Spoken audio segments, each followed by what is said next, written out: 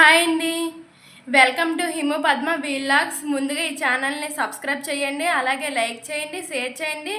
మీ అభిప్రాయాన్ని కామెంట్ రూపంలో అయితే తెలియజేయండి. సబ్స్క్రైబ్ చేసుకోండి. ముందుగా టాపిక్లోకి అయితే వెళ్ళిపోదామండి. మొన్న చెప్పాను కదండి, గ్రహణం రోజు ఎలా ఉండాలి, ఎలా ఉండమంటున్నారు మా అత్తయ్యలు మా అమ్మ వాళ్ళని చెప్పాను కదండి.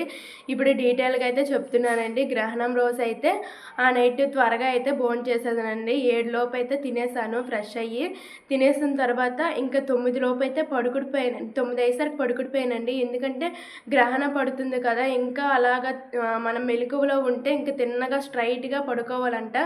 ఇంకా అలా అలా కాదనేసి ఇంక నేనైతే నిద్రపోయానండి. ఇంక కంప్లీట్గా నిద్రపోతే ఇంకా నిద్రలో పోతుంది కదండి, అంటే మనకి తెలియదు కదా అంత దీనిగా అనేసి పడుకోపోమన్నారనేసి నేనైతే నిద్రపోయానండి. కంప్లీట్గా నిద్రపోయాక మరుసటి రోజు లెగిసి తలస్నానం చేసి ఫ్రెష్ అయ్యి తలస్నానం అయితే చేసుకున్నానండి. ఇంక నేనేం పని అయితే ఏం చేయలేదండి, మొత్తం మా అమ్మాయి చూసుకుంది.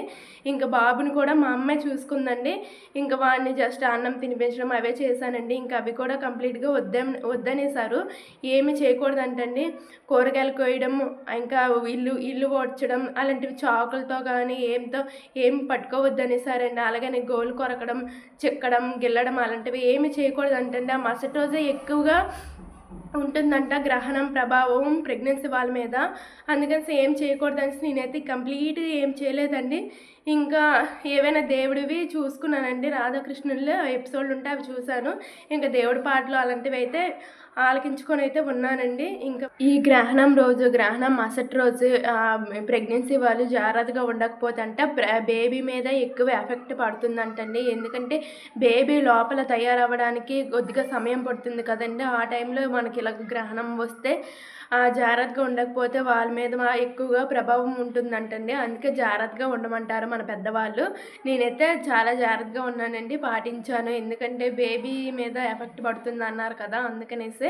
ఈ గ్రహణం రోజు కన్నా ఆ మరుసటి రోజే ఎక్కువ ప్రభావం చూపిస్తాయంటే లోపల బేబీ మీద. అందుకని చాలా జాగ్రత్తగా ఉండమన్నారండి. నేనైతే జాగ్రత్తగానే ఉన్నాను. కంప్లీట్గా ఏ పని అయితే చేయలేదండి, ఏం ముట్టుకోలేదు. జస్ట్ బాబుకి అన్నం తినిపించడం అలాంటివే చేశాను, కానీ ఏం చేయలేదు. నా పని నేను చేసుకున్నాను, అంతేనండి. మీరు ఎప్పుడైనా ఇలా పాటించారా? పాటించుంటే కామెంట్ చేయండి. అలాగే మీకు ఏమైనా తెలిస్తే కామెంట్ చేయండి. అంతే వీడియో. మీరు ఇలాంటివి నమ్ముతారా? నమ్మితే కామెంట్ చేయండి. అంతే వీడియో. లైక్ చేసి షేర్ చేసి సబ్స్క్రైబ్ చేయండి.